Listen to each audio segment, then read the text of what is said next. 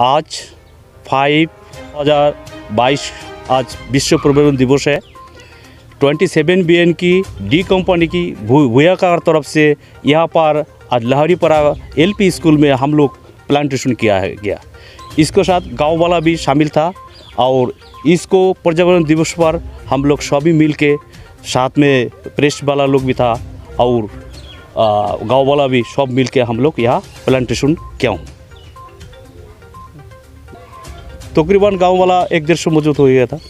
कुछ मैसेज पर्यावरण दिवस हर साल ऐसा मनाया जाए, इसमें जो धरती का जो अच्छा होगा, इसमें स्वास्थ्य के हेल्थ अच्छा होगा। कितना पेड़? तकरीबन 200-250।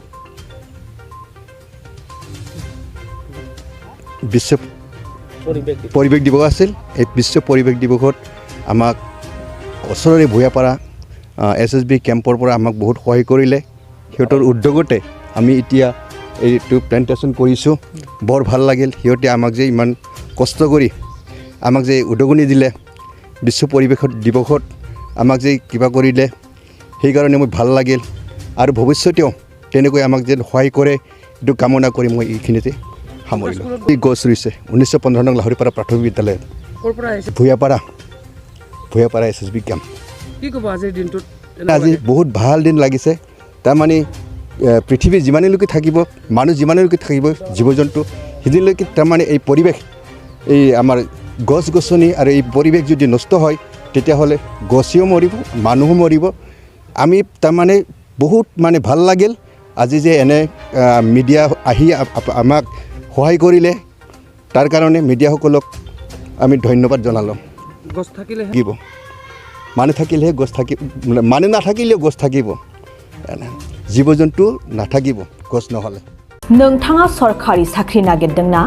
नोंथांनि थाखाय मोनसे गोजोनथाव खौरां। नोंथांनि थाखाय दं एडुकेट पॉइन्ट, जेराव नोंथाङा सोलोंथाइ लानायनि गेजेरजों सरखारि साख्रिनि गुबुन गुबुन रोखोमनि गोब्राब आनजादफोरखौ उथ्रिसारनो हागोन आरो गावनि आथिङाव गसंथानो हागोन। बे एडुकेट पॉइन्टआव नोंथांमोना SSC, bank PO, bank clerk, bank SO, UPSC, FSC, defence, railway, state insurance, AAO, ADO एसिस्टेन्टजों लोगोसे स्टेट लेभेल जब आरो माखासे सरखारि साख्रिनि आनजादाव गोनांथि जानाय आयदाफोराव सोलोंथाइ लानो हागोन। मख'नो गोनांदि बे सोलोंसालियाव साख्रिनिल' नङा, बेयाव MBA आरो सैनिक स्कुल बायदियाव एडमिशननि थाखाय एन्ट्रेन्स होनो थाखायबो सोलोंथाइ लानो हागोन।